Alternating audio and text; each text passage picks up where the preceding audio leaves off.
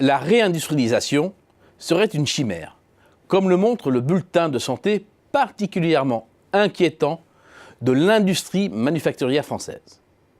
La balance commerciale des biens manufacturés reste notamment très dégradée, avec encore quasiment 50 milliards d'euros de déficit en 2018. Preuve de l'affaiblissement de notre force de frappe extérieure et de l'incapacité de l'offre à répondre à la demande domestique. À cela s'ajoute le recul du nombre de salariés travaillant dans l'industrie manufacturière, au plus bas depuis 20 ans, même si l'hémorragie semble au moins partiellement stoppée.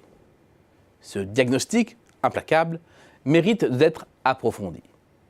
Il faut s'appuyer pour cela sur les données de l'INSEE en essayant de prendre en compte plusieurs phénomènes importants. D'abord, le fait que l'industrie s'est recentrée vers des fonctions à plus forte valeur ajoutée. Il faut donc privilégier les indicateurs qui prennent le mieux en compte cet aspect qualitatif. Ensuite, le fait que le périmètre de l'industrie a fortement évolué, notamment parce qu'elle externalise des pans entiers de son process sur d'autres secteurs. Il est donc pertinent de prendre en compte toute une série d'activités B2B qui s'insèrent dans la chaîne de valeur industrielle. Mais aussi parce que des pans entiers de l'économie de services est l'apport des produits complexes, échangeables, à l'international et selon un process proche de l'industrie classique. Première étape, partir de l'indice phare de suivi de l'activité industrielle, l'indice de production industrielle, l'IPI. Cet indicateur tente de cerner au plus près les quantités produites par l'industrie en pondérant les différents biens en fonction de leur poids dans la valeur ajoutée. Le partage entre prix et volume est désormais obtenu par chaînage, une technique qui permet de restituer la montée en gamme de la production.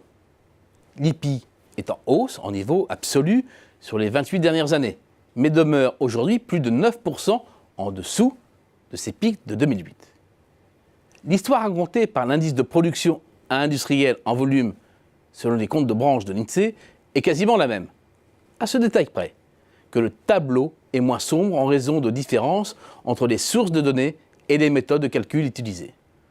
En tout état de cause, parler de réindustrialisation n'est à cette étape absolument pas justifié. Le discours commence à changer dès lors que l'on passe à la valeur ajoutée du secteur manufacturier qui retranche les consommations intermédiaires et se concentre sur la richesse créée au sein de la branche sur le territoire. Elle croît nettement plus que la production. Et si la crise a laissé une empreinte durable, elle surplombe désormais son ancien record de 2008 de 1% environ. C'est peu, mais c'est tout un symbole. C'est aussi la marque qu'en externalisant l'assemblage à l'étranger ou certaines tâches de service sur d'autres branches, le secteur manufacturier s'est recentré sur les opérations à plus forte valeur ajoutée, à plus haute compétence. Il faut ensuite élargir le champ de l'analyse à toute une série de services à dominante B2B, incorporés à l'industrie ou directement échangeables à l'international. Alors non seulement le niveau d'avant-crise a été restauré, mais l'activité a effectivement redécollé. Bref, le contraste entre le diagnostic qui ressort de la seule composante de l'IPI est saisissant. L'enjeu de l'industrie pour demain, c'est celui de son intégration réussie au service, pour qu'elle adosse son offre à des solutions, à des usages toujours plus complexes et performants. Il ne faut donc pas avoir une vision trop étriquée du système productif industriel. Et un simple changement de perspective peut modifier en profondeur et même radicalement le diagnostic d'une industrie à la dérive sans espoir de rebond.